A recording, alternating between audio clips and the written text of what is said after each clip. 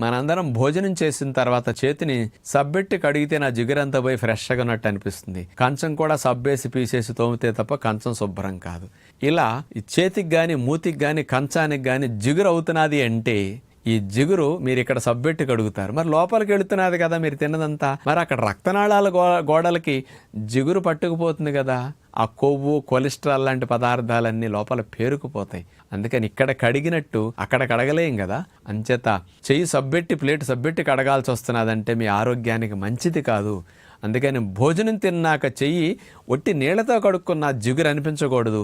Plate కడగటానికి కూడా సబ్బెట్టి కడగకుండా ఒట్టిగా కడిగిన జిగురు అనిపించకుండా ఉంటే మీరు మంచి భోజనం చేసినట్టు అనమాట. అందుకని నూనె పదార్థాలు, నెయ్యి పదార్థాలు, చిక్కటి పెరుగులేసినప్పుడు అవన్నీ రక్తంలో కొలెస్ట్రాల్ని, ఫ్యాట్ని, ట్రైగ్లిజరైడ్స్ని అన్నీ పెంచేసి గుండె జబ్బులకు దారితీస్తాయి. అలాంటి ఆహారాలు మంచిది కాదు. మీ ప్లేటు చేయి చెబుతున్నదని మనం మారితే మంచిది.